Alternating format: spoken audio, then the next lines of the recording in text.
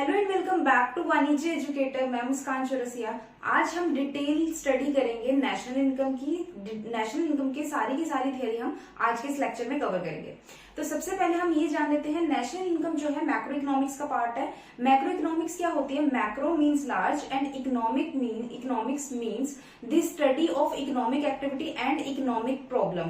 तो यानी कि जो इकोनॉमिक्स है वो क्या है? इकोनॉमिक एक्टिविटी को स्टडी करना और इकोनॉमिक प्रॉब्लम को स्टडी करना। तो सबसे पहले हमारे को ये पॉइंट पता होना चाहिए कि इकोनॉमिक एक्टिविटी होती क्या है। इकोनॉमिक एक्टिविटी को अगर हम बेसिक लैंग्वेज में बोले तो इकोनॉमिक एक्टिविटी होती है कि कोई भी पर्सन किस पर्टिकुलर काम में एंगेज्ड है अपनी लिविंग को अर्न करने के लिए, यानी कि जो उस पर्टिकुलर पर्सन के कमाने का जरिया है उसे हम बोलते हैं इकोनॉमिक एक्टिविटी। यानी कि कोई भी पर्टिकुलर पर्सन किसी भी काम में एंगेज्ड है जिससे कि वो मनी अर्न कर रहा है, वो इकोनॉमिक एक्टिविटी होती है। और इकोनॉमिक प्रॉब्लम क्या होती है? इकोनॉमिक प्रॉब्लम वो प्रॉब्लम्स है जो हमारे को अर्निंग करते टाइम आती है, जैसे कि राइज इन प्राइजेस, सप्लाई कम हो रही है, डिमांड बहुत ज्यादा होगी, तो वो इकोनॉमिक प्रॉब्लम होती है। तो इट मीन्स कि मैक्रो इकोनॉमिक्स क्या है? Macroeconomic is the study of economic activity and economic problem at the level of economy as a whole. अगर हम मैक्रो इकोनॉमिक्स की बात करें तो मैक्रो इकोनॉमिक्स में हम स्टडी करते हैं इकोनॉमी एज अ होल, मतलब कि पूरी की पूरी इकोनॉमी की हम स्टडी करेंगे, जिसमें हम पूरी की पूरी कंट्री को लेके चलते हैं। तो वो क्या हो जाती है? हमारी मैक्रो इकोनॉमिक्स हो जाती है। और मैक्रो इकोनॉमिक्स में ही हम स्टडी करते हैं नेशनल इनकम को। नेशनल इनकम क्या होती है? नेशनल मतलब पूरे के पूरे राष्ट्र, इनकम मतलब राष्ट्र की आय, यानी कि पूरी की पूरी कंट्री की जब हम इनकम को स्टडी करेंगे तो हमारी क्या हो जाएगी? नेशनल इनकम निकल के आ जाएगी। और वो किसका पार्ट है? मैक्रो इकोनॉमिक्स का पार्ट है, क्योंकि मैक्रो इकोनॉमिक्स में हम पूरी की पूरी इकोनॉमी एज अ होल यानी कि पूरी कंट्री की हम स्टडी करते हैं। तो एक आपको बेसिक डिफरेंस पता होना चाहिए माइक्रो और मैक्रो का। माइक्रो और मैक्रो इकोनॉमिक्स का आपको डिफरेंस पता होना चाहिए। माइक्रो जो होता है वो स्मॉल लेवल की बात करते हैं हम, जब इकोनॉमी को हम स्मॉल लेवल पे स्टडी करते हैं। मैक्रो की बात करेंगे तो लार्ज लेवल पे लेके चलेंगे, हम स्टडी करेंगे पूरी की पूरी इकोनॉमी को। और स्मॉल में हम क्या लेके चलते हैं? जैसे कि फर्म होगी, इंडिविजुअल हो गया, साथ ही साथ हमारे क्या होगी? कुछ एक इंडस्ट्री हो गई, बस इतना हम स्टडी करते हैं अपनी इकोनॉमी को। लार्ज लेवल पे इकोनॉमी एज अ होल यानी कि पूरी की पूरी हम इकोनॉमी एज अ होल, पूरी की पूरी हम अपनी इकोनॉमी को स्टडी करते हैं। माइक्रो इकोनॉमिक्स में जो इकोनॉमिक एजेंट होते हैं हमारा प्रोड्यूसर एंड कंज्यूमर। लेकिन जब हम मैक्रो की बात करते हैं तो यहाँ पे रिजर्व बैंक ऑफ इंडिया आ जाता है, सेबी आ जाता है, साथ ही साथ TRAI यानी कि telecom regulatory authority of India, यानी कि ये सोशल वेलफेयर के लिए आ जाते हैं। हम यहाँ पे माइक्रो में डिमांड और सप्लाई की स्टडी करते हैं, यहाँ पे हम aggregate demand and aggregate supply की स्टडी करते हैं। एक मोस्ट इंपॉर्टेंट पॉइंट है जो कि है सेविंग का, जो बहुत ज्यादा इंपॉर्टेंट है एग्जाम पॉइंट ऑफ व्यू से। माइक्रो लेवल पे अगर हम सेविंग करते हैं तो वो हो जाती है हमारी वर्च्यू, और अगर हम मैक्रो लेवल पे सेविंग करते हैं वो हो जाती है हमारी वाइस। जो हमारी वर्च्यू होता है, वर्च्यू का मीनिंग होता है हमारा मोरल, और वाइस का मतलब होता है इमोरल। तो इट मीन्स कि अगर हम मैक्रो लेवल पे बहुत ज्यादा सेविंग करते हैं तो वो इमोरल हो जाएगी। इमोरल क्यों हो जाएगी? अगर सारी की सारी इकोनॉमी में सबके सब लोग जिसकी जितनी भी इनकम है सब 20% सेविंग करना शुरू कर दे तो अल्टीमेटली इकोनॉमी में क्या होगी? 20% डिमांड कम हो जाएगी। 20% डिमांड कम हो जाने से क्या होगा कि इकोनॉमी में डिमांड कम होगी, तो इट मीन्स की सप्लाई भी कम करनी पड़ेगी। सप्लाई कम करने के लिए हमारे को प्रोडक्शन भी कम करनी पड़ेगी। प्रोडक्शन कम करेंगे तो इट मीन्स की एम्प्लॉयमेंट भी हमें कम करनी पड़ेगी। एम्प्लॉयमेंट कम करने से लोगों की इनकम क्या हो जाएगी? कम हो जाएगी। जिस रीजन से मैक्रो इकोनॉमिक्स यानी कि जब हम मैक्रो लेवल पे सेविंग करते हैं, यानी कि सारी की सारी कंट्री अगर सेविंग करना शुरू कर दे तो वो क्या हो जाएगी? हमारी जो सेविंग है वो क्या हो जाएगी? वाइस हो जाएगी, यानी कि इमोरल हो जाएगी। लेकिन अगर हम माइक्रो लेवल पे स्टडी करें, यानी कि माइक्रो लेवल स्मॉल लेवल पे अगर कोई इंडिविजुअल फर्म या फिर इंडस्ट्री अपने लिए सेविंग कर रही है 20% 25%, तो वो क्या है? मोरल है। क्यों? क्योंकि फ्यूचर में जब भी अनसर्टेनिटी आएगी वो अनसर्टेनिटी के थ्रू अनसर्टेनिटी को कॉप अप कर लेंगे इजीली, जो उन्होंने पुराने रिजर्व्स रखे हुए। साथ ही साथ इन सब के बेसिस पे यहाँ पे एक पार्शियल इक्विलिब्रियम एनालिसिस किया जाता है, यानी कि जो इक्विलिब्रियम लेवल जो स्ट्रक होगा ना वो पार्शियल होगा। पार्शियल क्यों होगा? क्योंकि एक पर्टिकुलर फर्म की बात कर रहे होंगे, एक पर्टिकुलर इंडिविजुअल की बात करेंगे, एक पर्टिकुलर इंडस्ट्री की बात करेंगे। लेकिन जब हम मैक्रो लेवल पे हम स्टडी करते हैं, मैक्रो लेवल पे जनरल इक्विलिब्रियम स्ट्रक होता है। जनरल इक्विलिब्रियम क्यों स्ट्रक होता है? क्योंकि हम पूरी की पूरी इकोनॉमी एज अ होल को लेके चल रहे हैं, तो यानी कि सारे के सारे लोगों को लेके चलेंगे, तो जो भी हमारा जहां पे भी डिमांड और सप्लाई हमारी स्ट्रक होगी वहां पे इक्विलिब्रियम स्ट्रक हो जाएगा, और वो जनरल लेवल पे होगा जहां पे हम सारे के सारे लोगों को मान देंगे कि सभी लोगों की डिमांड और सभी लोगों को इतनी की ही सप्लाई की रिक्वायरमेंट है। लेकिन यहाँ पे ऐसा नहीं होगा। यहाँ पे हर एक इंडिविजुअल, हर एक फर्म, हर एक इंडस्ट्री का अलग अलग जो इक्विलिब्रियम है वो स्ट्रक होगा। इस रीजन से यहाँ पे पार्शियल इक्विलिब्रियम एनालिसिस जो है वो स्ट्रक होता है। नेक्स्ट हमारा पॉइंट आ जाता है गुड्स का। गुड्स को स्टडी करना क्यों इंपॉर्टेंट है नेशनल इनकम में? सबसे पहली तो बात आती है, नेशनल इनकम बेसिकली क्या होती है? वो डिपेंड करती है हमारी डोमेस्टिक प्रोडक्ट के ऊपर। डोमेस्टिक प्रोडक्ट क्या है? Gross domestic product. Gross domestic product basically क्या होता है? ग्रोस का मतलब होता है टोटल, डोमेस्टिक का मतलब होता है with in the boundary line of a country. Product जितनी भी प्रोडक्शन हमारी कंट्री में हो रही है, तो अल्टीमेटली प्रोडक्ट बनेगा कैसे? किसके थ्रू बनेगा? वो बनेगा गुड्स के बेसिस पे। तो गुड्स हमारी कितने तरीके की होती है? सबसे पहले हमारी गुड्स आती है, एक तो होती है हमारी फाइनल गुड्स, नेक्स्ट आती है हमारी final goods, intermediate goods. Final goods और इंटरमीडिएट गुड्स में क्या डिफरेंस है? पहली बात तो फाइनल के भी आगे दो पार्ट है, फाइनल कंज्यूमर गुड्स, नेक्स्ट है हमारा फाइनल प्रोड्यूसर गुड्स। तो सबसे पहले हम ये समझते हैं कि फाइनल गुड्स क्या है। फाइनल गुड्स वो होते हैं जो रेडी टू यूज है, जो रेडी टू यूज मतलब कि अब बस यूज करने के लिए वो पूरे प्रॉपरली तैयार खड़े हैं। लेकिन इंटरमीडिएट गुड्स कौन से गुड्स होते हैं? Within the boundary line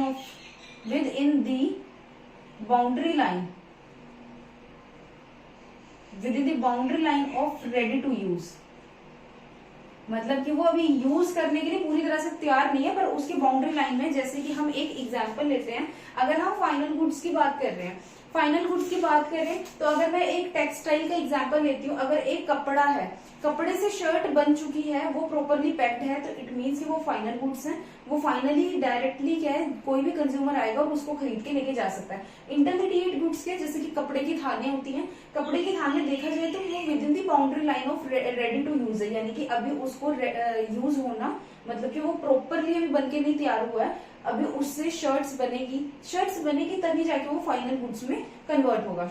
final goods को आगे दो पार्ट में डिवाइड किया है, जो कि है सबसे पहले final consumer goods. Final consumer goods कौन से होते हैं? जो कंज्यूमर डायरेक्टली उसको खरीद लेते हैं। कंज्यूमर गुड्स जैसे कि हम कह सकते हैं क्लोथ हो गया, अच्छा टेक्सटाइल का तो क्लोथ हो गया, शूज हो गए हमारे, ब्रेड बटर हो गया, bread and butter.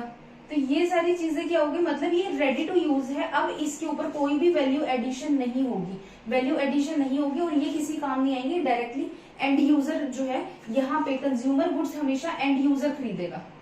And user कौन है? जो कि डायरेक्टली कंज्यूमर है। जैसे कि मेरे को पर्टिकुलर एक किसी चीज की जरूरत है, तो मैंने डायरेक्टली क्या खरीदा और मैंने उसको यूज करना शुरू कर दिया, तो मैं क्या हूँ? फाइनल कंज्यूमर हूँ और वो मेरे लिए फाइनल कंज्यूमर गुड्स आ जाएंगे। और जो फाइनल कंज्यूमर्स जो अपनी जरूरत के सामान को खरीदने के लिए एक्सपेंडिचर करते हैं, वो होते हैं कंज्यूमर एक्सपेंडिचर। अब ऐसे ही फाइनल प्रोड्यूसर गुड्स कौन से होते हैं? जैसे कि हैवी मशीनरीज होगी, जैसे कि प्लांट एंड मशीनरी जैसे बनती है, बहुत हैवी मशीनरीज बनती है, ये प्रोड्यूसर खरीदेगा और उसको यूज करेगा अपने बिजनेस में, जिससे कि वो एक फाइनल प्रोडक्ट को तैयार करके दे। जैसे कि हमारा प्लांट एंड मशीनरी आ जाता है, हैवी मशीनरीज, वो सारे के सारे हमारे आते हैं प्रोड्यूसर गुड्स में। इसी तरीके से जब प्रोड्यूसर अपने गुड्स को खरीदने के लिए एक्सपेंडिचर करेगा, उसे हम बोलते हैं इन्वेस्टमेंट एक्सपेंडिचर। इन्वेस्टमेंट एक्सपेंडिचर क्यों कहते हैं? क्योंकि वो जो प्रोड्यूसर है, प्रोड्यूसर के लिए वो हैवी मशीनरीज क्या है, वो उसके लिए एक तरीके की इन्वेस्टमेंट है। तो जब भी हम टोटल एक्सपेंडिचर की बात करेंगे तो वहां पे कंजम्पशन प्लस इन्वेस्टमेंट आ जाता है, ये हमारा एक्सपेंडिचर का फॉर्मूला भी होता है, जो भी आप determination of income and employment में बहुत अच्छे से स्टडी करोगे। नेक्स्ट हमारे पास और गुड्स आते हैं, हमारे कंज्यूमर गुड्स, और उसके बाद आते हैं हमारे कैपिटल गुड्स। कंज्यूमर गुड्स हमारे 4 तरीके के होते हैं। एक होते हैं ड्यूरेबल, नेक्स्ट आता है सेमी ड्यूरेबल, उससे नेक्स्ट आते हैं हमारे नॉन ड्यूरेबल, नेक्स्ट आती है हमारी सर्विसेज। जब हम ड्यूरेबल गुड्स की बात करेंगे तो कंज्यूमर गुड्स में ड्यूरेबल गुड्स कौन से होंगे, क्योंकि कंज्यूमर क्या है, एंड यूजर है। एंड यूजर क्या कौन होता है, पर्सन जो लास्ट पर्सन है जो उस पर्टिकुलर प्रोडक्ट को खरीदेगा। तो ड्यूरेबल गुड्स कौन से होंगे कंज्यूमर के लिए, जैसे कि टीवी फ्रिज हो गया और वॉशिंग मशीन हो गया, वो तो हो गए durable goods. Semi durable goods जो थोड़े कम टाइम के लिए चलते हैं, जैसे कि आयरन हो गया, आपके जूसर मिक्सर ग्राइंडर हो गया, वो सेमी ड्यूरेबल गुड्स हो गए जो 2 साल 3 साल के लिए चलते हैं। नॉन ड्यूरेबल गुड्स को हम सिंगल कंजम्पशन गुड्स भी कहते हैं, जो वन टाइम आपने उसको खरीदा और उसके बाद कंज्यूम करा और वो खत्म हो गए, जैसे कि ब्रेड एंड बटर, ये सारी चीजें आती है। सर्विसेज क्या आती है, सर्विसेज जो होती है वो प्रोडक्ट होता है जो आपको फिजिकली कोई चीज मिल रही है, सर्विसेज जो आपको दिखती नहीं है। सर्विसेज में आ जाती है जैसे कि डॉक्टर आपको अपनी सर्विस प्रोवाइड कर रहा है, ट्यूटर आपको सर्विस प्रोवाइड कर रहा है, तो वो सारी सर्विसेज आ जाती हैं इसमें। नेक्स्ट आते हैं हमारा कैपिटल गुड्स। कैपिटल गुड्स वो गुड्स होती हैं मतलब कैपिटल गुड्स अगर हम खरीदते हैं, हम फिक्स्ड असेट्स खरीदते हैं। कैपिटल गुड्स और फिक्स्ड असेट्स एक ही होता है। कैपिटल गुड्स यानी कि जो आपको बेनिफिट ड्राइव करके देंगे बहुत लंबे टाइम पीरियड तक, वो होते हैं हमारे कैपिटल गुड्स। और इसमें बहुत ज्यादा हैवी अमाउंट जो है वो इन्वेस्ट की जाती है, तभी जाके ये कैपिटल गुड्स जो है हम लोग खरीद पाते हैं, जिसमें हम फिक्स्ड असेट को लेते हैं, आपकी land and building, plant and machinery, ये सारी चीजें इसमें आती है। नेक्स्ट आता है हमारा flow and stock concept. Stock and flow concept में आप ये डिफरेंस ध्यान रखना, स्टॉक हमेशा हम जब भी मेजर करेंगे, मेजर हम करते हैं स्टॉक को हमेशा at a point of time, यानी कि किस पर्टिकुलर पॉइंट ऑफ टाइम पे कितना स्टॉक था। जैसे कि महीने की 31 तारीख को कितना स्टॉक था, महीने की 24 तारीख को कितना स्टॉक था, महीने की 12 तारीख को कितना स्टॉक था। लेकिन जब हम फ्लो की बात करेंगे तब हम मेजर करेंगे, measure at a period of time, यानी कि एक पर्टिकुलर पीरियड पे हम लोग जब किसी एक पर्टिकुलर चीज की स्टडी करते हैं, जैसे कि आवर्स के बेसिस पे, मंथ के बेसिस पे, वीक के बेसिस पे या ईयर के बेसिस पे, तो वो क्या होता है हमारा फ्लो का कंसेप्ट रहता है। और स्टॉक का कंसेप्ट होता है at particular point of time पे, जब भी हम किसी भी एक पर्टिकुलर चीज की स्टडी करें, वो होता है हमारा स्टॉक का कंसेप्ट। आगे फ्लो जो है हमारे 2 टाइप्स के फ्लो है। फ्लो हमारा क्या, एक तो है इंटरसेक्टोरल फ्लो, नेक्स्ट आता है हमारा सर्कुलर फ्लो ऑफ इनकम। तो सबसे पहले हम देखते हैं इंटरसेक्टोरल फ्लो क्या है। इंटरसेक्टोरल फ्लो में हमारे 2 जो है सेक्टर्स आते हैं, एक तो आता है प्रोड्यूसर सेक्टर, एक आता है हमारा कंज्यूमर सेक्टर। तो प्रोड्यूसर सेक्टर और कंज्यूमर सेक्टर के बीच में हमारा क्या है, फ्लो जाता है। सबसे पहले जो प्रोड्यूसर है वो क्या करेगा, गुड्स एंड सर्विसेज को बेचेगा, यानी कि अपनी गुड्स और सर्विसेज को सेल करेगा, किसको, कंज्यूमर को। और कंज्यूमर क्या करेगा, उसके बेसिस पे अपनी कुछ सर्विसेज प्रोवाइड करेगा, जैसे कि वो फैक्टर सर्विसेज प्रोवाइड करेगा। फैक्टर सर्विसेज क्या होती है हमारी, जैसे कि लैंड प्रोवाइड कर दी, लेबर दे दी, ठीक है जी, लैंड, लेबर, कैपिटल दे दिया प्रोड्यूसर सेक्टर को, एंटरप्रेन्योरशिप स्किल्स दे दिए। तो ये सारी की सारी चीजें जब भी कंज्यूमर प्रोड्यूसर को देगा तो वो प्रोड्यूसर क्या करेगा, अपनी प्रोडक्शन करेगा और प्रोडक्शन के बेसिस पे गुड्स एंड सर्विसेज को सेल करेगा कंज्यूमर को। ये तो होता है हमारा रियल फ्लो। अगर हम इस चीज को स्टडी कर रहे हैं, जब हमारा कंज्यूमर जो है सर्विसेज प्रोवाइड कर रहा है अपनी फैक्टर सर्विसेज प्रोड्यूसर को, और प्रोड्यूसर जो अपने गुड्स एंड सर्विसेज को सेल कर रहा है कंज्यूमर को, तो ये है रियल फ्लो। और मनी फ्लो क्या होता है हमारा, मनी फ्लो में जो प्रोड्यूसर है, प्रोड्यूसर जो है वो कंज्यूमर को पे करेगा फैक्टर पेमेंट।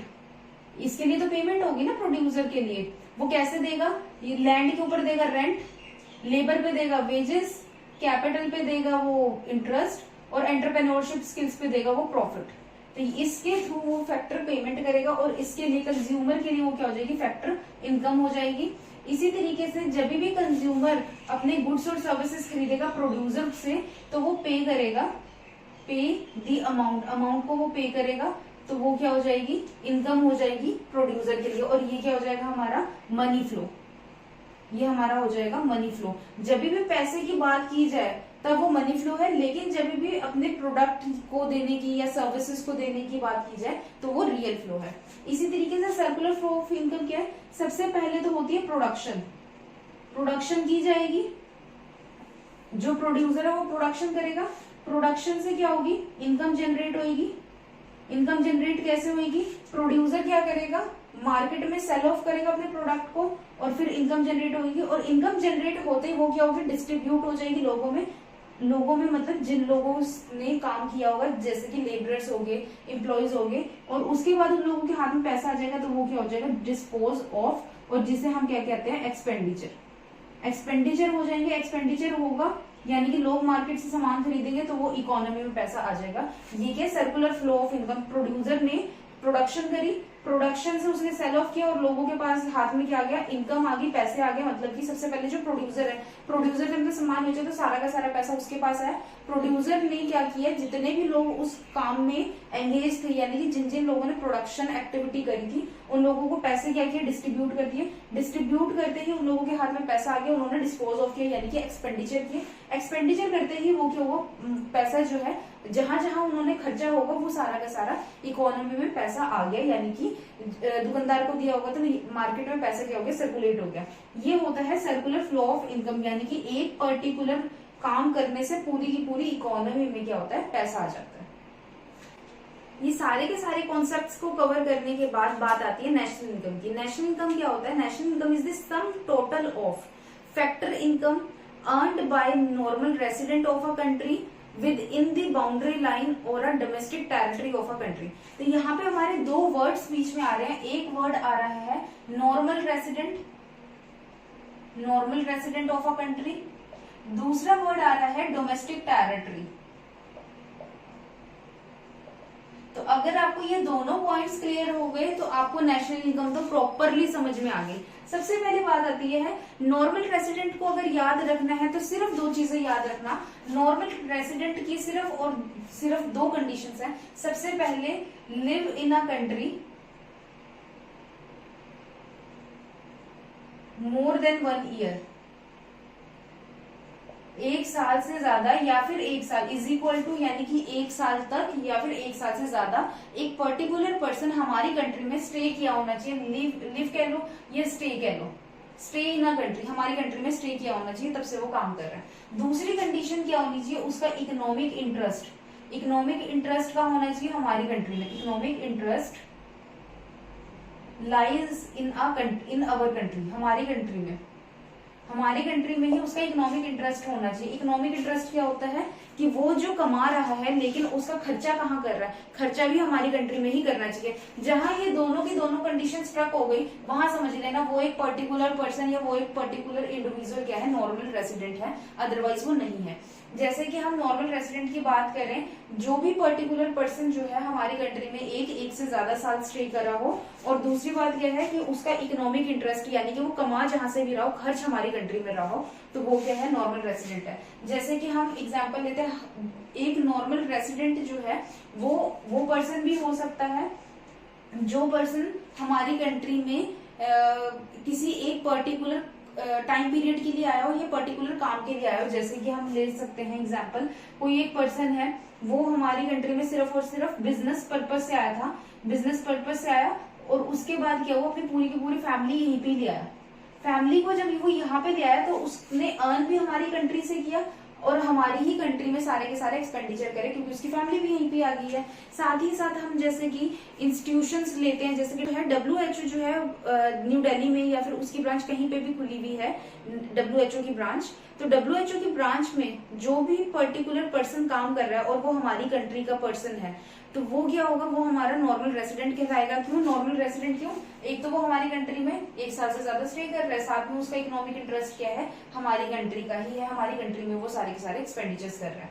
या फिर एम्बेसी का एग्जाम्पल ले लो। एम्बेसीज जो होती हैं, यानी कि दूसरी कंट्री की एम्बेसी, दूसरी कंट्री यानी कि फॉरेन कंट्री की एम्बेसीज अगर इंडिया में है, तो इंडिया में वो जो पर्टिकुलर पर्सन, इंडियंस जो वहां के काम कर रहे हैं, वो हमारे नॉर्मल रेसिडेंट्स हैं। और जो बाहर के, मतलब कि जैसे कि कनाडा के जो रेसिडेंट्स हैं, कनाडा की एम्बेसी है, तो कनाडा के जो नॉर्मल रेसिडेंट है वो यहाँ पे काम करने के लिए आए हैं, वो सारे हमारे लिए क्या हो जाएंगे, एनआरआईज हो जाएंगे, यानी कि नॉन रेसिडेंट हो जाएंगे। और उन लोगों का इकोनॉमिक इंटरेस्ट भी क्या होगा, बाहर की कंट्री में कमा भले ही यहाँ से ले, लेकिन खर्चेंगे कहाँ पे, वहां जाके। तो ये होता है हमारा नॉर्मल रेसिडेंट। नेक्स्ट आता है डोमेस्टिक टेरिटरी। डोमेस्टिक टेरिटरी का मतलब होता है with in the boundary line, within the